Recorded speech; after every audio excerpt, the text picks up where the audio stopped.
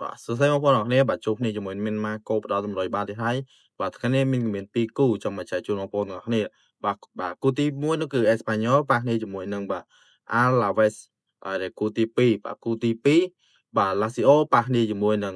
Genoa បាទបងប្អូនក៏ចូលរួមទូទាត់ជាមួយមានទាំងអស់គ្នាដែលក្រុម2នេះក្រុមណាយកឈ្នះក្រុមណាហើយនឹងស៊ីគ្នាប្រមាណគ្រាប់ហើយគូ2នេះបងប្អូនចង់លេងមានសុំណែនាំបងប្អូនបាទគូទី1អេមីនក៏សូមណែនាំបងប្អូនលេងនៅខាងលេងនៅខាង Alaves បាទគូទី2អេមីនក៏ចង់ណែនាំបងប្អូនលេងទៅខាងបាទ Genoa ទោះបីបាទ Espanyol មកនិយាយនេះឡើងជើងតែប៉ិតមែនហើយគឺជាម្ចាស់ផ្ទះថែមទៀតអេមីនគិតបាទគូ2នេះបាទអាចនឹងមានភាគរយច្រើនជាងទៅលើបាទក្រុមភ្ញៀវ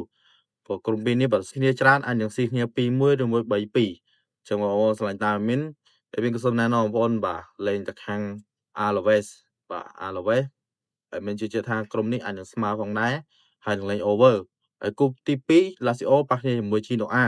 ហើយយប់នេះបាទ Lazio គឺជាម្ចាស់ផ្ទះហើយ Genoa ជាក្រុមភ្ញៀវអញ្ចឹងបើបងប្អូនឆ្លាញ់តាមមានសូមណែនាំបងប្អូនលេងទៅខាងបាទ Genoa មកដែរ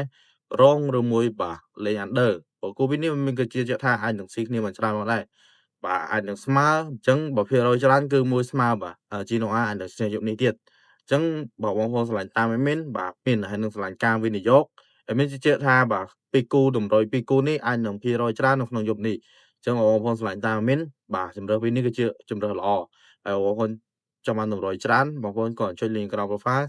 ចូលក្នុងផ្ទះរបស់មានតម្លាក់គូជាច្រើនថែមទៀតបាទសិតគូពិសេសភាគរយសុបបាទហើយមានប៉ុណ្្នេះទេបាទជាចុងក្រោយចុច like និង share follow មានម្នាក់ផងបើជាកន្លះចិត្តអត់មានធ្វើវីដេអូបន្តសូមអរគុណសូមជម្រាបលាជួបគ្នានៅវីដេអូក្រោយ